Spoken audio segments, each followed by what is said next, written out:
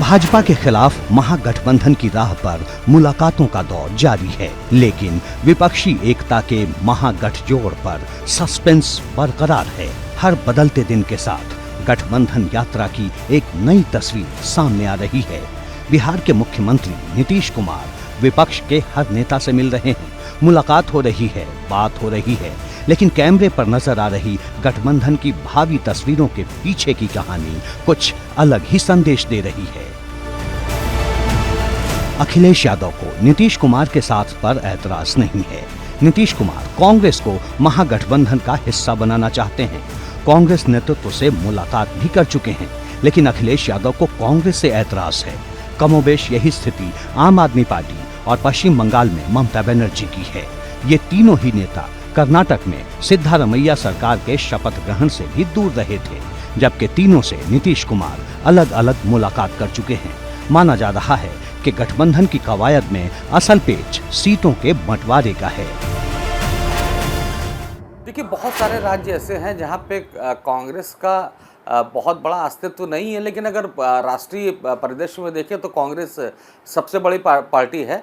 तो चाहे वो पश्चिम बंगाल ले लीजिए, चाहे वो उत्तर प्रदेश ले लीजिए, यहाँ पे कांग्रेस की कोई स्थिति है नहीं। तो जाहिर सी बात है कि अखिलेश यादव अगर गठबंधन करते हैं तो उनको कांग्रेस को कई सीटें देनी पड़ेंगी, यानी कि एक तरह से समाजवादी पार्टी को कई सीटें खोनी पड़ेंगी। तो अखिलेश यादव नहीं चाहते कि यहाँ पे गठबंधन के चक्कर में उनका सीटों का नुकसान हो।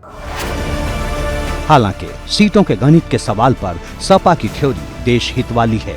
यूपी में किसी अन्य पार्टी से गठबंधन से साफ इनकार कर चुकी सपा का तर्क है कि अगर देश हित में कोई फैसला लेना पड़ा तो लिया जाएगा। जहाँ तक राष्ट्रीय नेतृत्व का सवाल है या राष्ट्रीय परिदृश्य पर है, वो तो पार्टी, हमारी राष्ट्रीय पार्टी ही तय करेगी कि हमको क्या करना है। इतना जरूर है कि राष्ट्रीय अध्यक्ष माननीय अखिलेश यादव देश हित में ही फैसला लेंगे। कोई भी फैसला लेंगे वो देश हित का फैसला। साफ है, कांग्रेस गठजोड़ के सवाल पर सपा के साफ इनकार के पीछे की कहानी कुछ और ही है। अगर यूपी की बात करें तो वहां सपा और रालोद के बीच गठबंधन है और सपा किसी भी सूरत में पुराने गठबंधन से इतर सीटों का बंटवारा नहीं चाहती। जबकि दूसरी तस्वीर ये है कि कांग्रेस ने यूपी में सभी 80 सीटों पर जीत की दावेदारी तेज कर दी है। अमेठी, रायबरेली और वाराणसी समेत ऐसी 20 सीटें हैं जिन पर कांग्रेस की नजर है। कहा जा रहा है कि गठबंधन की स्थिति में भी कांग्रेस इन सीटों को छोड़ना नहीं चाहेगी।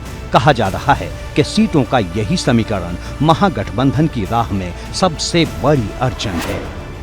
कांग्रेस कैसे मजबूत होगी उस पर काम करेंगे। इस संदर्भ में राष्ट्रीय नेतृत्व तय करेगा कि कौन आएगा, किस हमारे साथ कौन नहीं आएगा। ये राष्ट्रीय नेतृत्व का काम है। आने के बाद मजबूती बढ़ेगी। हम लगातार बढ़ते चले जाए। आप विधानसभा में हमारा परिणाम देखेंगे, हम बहुत खराब स्थिति में थे। अभी मेयर का चुनाव आप देख लीजिए, हम मेयर के चुनाव में हम 1 लाख के आसपास चले गए उठ लेकर। तो हम उस पर काम कर रहे हैं लगा हर जगह। अभी हम सुल्तानपुर में जहाँ थे हम सैकड़ों में थे, कुछ बहुत कम वोट मिला था। आज कल हमारा वहाँ कैंडिडेट 8,500-9 हज़ार वोट पाया। हर जगह हम बढ़े हैं। माननीय अखिलेश यादव जी का एक अनुभव है।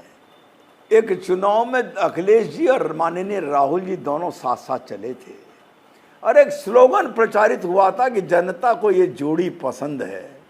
चुनाव निपटा और जोड़ी भी जुदा होकर अलग अलग रास्ते पर चली गई। इसलिए पुराना अनुभव जो है वो कड़वा है। इसलिए अखिलेश यादव जैसे दूध का जलावा छाछ को फूंक के पीता है, इसलिए कांग्रेस के साथ खड़े होने में छाछ की तरह। माना जा रहा है कि यही स्थिति पश्चिम बंगाल और दिल्ली में भी है। कांग्रेस से लगातार दूरी बना रही पश्चिम बंगाल के मुख्यमंत्री ममता बनर्जी और दिल्ली के मुख्यमंत्री अरविंद केजरीवाल के बारे में कहा जा रहा है कि गठबंधन की स्थिति में कांग्रेस के लिए ये सीट नहीं छोड़ना चाहते। एक तर्क ये भी दिया जा रहा है कि ममता बनर्जी तेलंगाना के मुख्यमंत्री केसीआर समेत कई दलों के नेता खुद प्रधानमंत्री की रेस में दिख रहे हैं। कांग्रेस तो हमेशा कंफ्यूज रही है और 3 साल अध्यक्ष नहीं बना पाई और अभी भी जहां विरोध करना चाहिए वहां विरोध नहीं करती और जहां विरोध नहीं करना चाहिए वहां विरोध करती है। तो जहां कंफ्यूज हो, जो लीड मेंबर हो, वो मेरे हिसाब से कुछ रिजल्ट अभी निकलने वाले लगते नहीं है। बाकी जो पार्टियां इससे कनेक्टेड हैं, आपको उनसे पूछना चाहिए, हमारे से तो कोई लेना देना है। राहुल गांधी के साथ वही कांग्रेस की समस्या है कि अगर कांग्रेस ये चाहती है कि हम गठबंधन करें तो गठबंधन के लिए कांग्रेस को सीटें चाहिए, जो न केजरीवाल दे सकते हैं, न अखिलेश तैयार है देने के लिए, न ममता बनर्जी तैयार हैं। लेकिन एक जो सबसे महत्वपूर्ण बात जो दर्शकों को समझनी चाहिए, आम जनता को समझनी चाहिए कि ये तमाम जो पार्टियां हैं जो कांग्रेस के गठबंधन मतलब राहुल के नेतृत्व को स्वीकार सीधे नहीं कर रही हैं, वो अपने अपने राज्यों में बहुत मजबूत हैं। भाजपा के खिलाफ वो चुनाव लड़ती हैं और जीतती हैं, उनको चुनौती देती हैं। साफ है कि राहुल गांधी या फिर कांग्रेस की अगुवाई में महागठबंधन की राह आसान तो बिल्कुल नहीं है।